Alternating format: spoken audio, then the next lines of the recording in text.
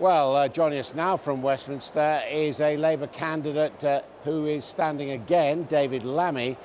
He's standing in London, but he's not here. I don't know, Mr. Lammy, have you been to Labour Party manifesto launches in the past?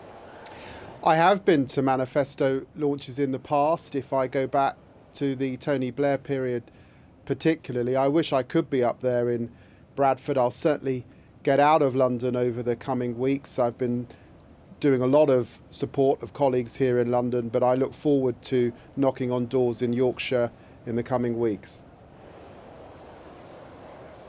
Are you making a point by not coming to a launch under Jeremy Corbyn's leadership? Absolutely not. Adam, look, I'm not currently on the front bench.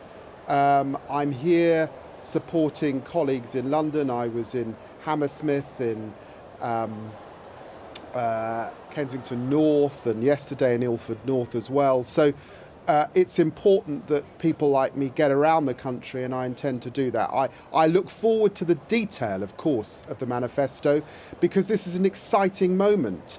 Radical proposals, a serious alternative, real investment in our public services, and of course those who should and can pay more should pay a bit more, and that's also what the manifesto will say. 95% of the country not paying more, but why we've got corporation tax below 20% in this country, and why indeed we want to not see those who can make a bigger contribution on over £80,000 a year contributing more. So we've got proper public services.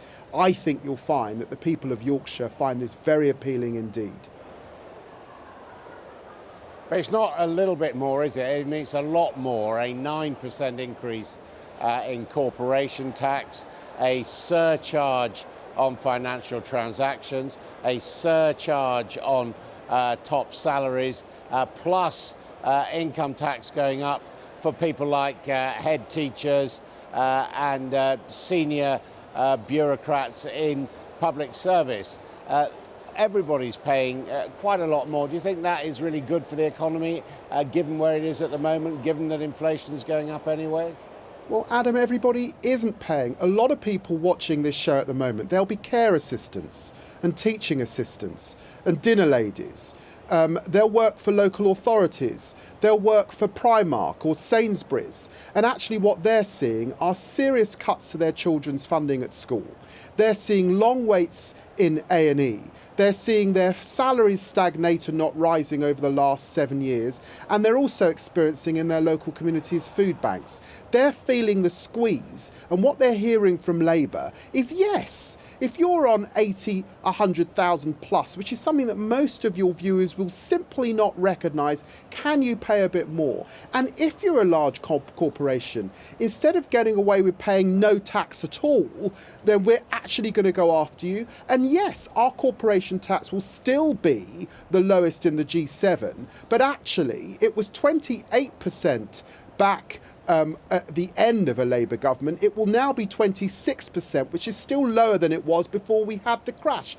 That feels fair. It will be very interesting to see if we hear anything from the Tories matching this. But I think viewers understand. You either tax a little bit more, or you get a real squeeze on local authority spending and a real squeeze on our public services. People are sick to the back teeth of the austerity. Actually, people at the top can pay a bit more and should pay a bit more.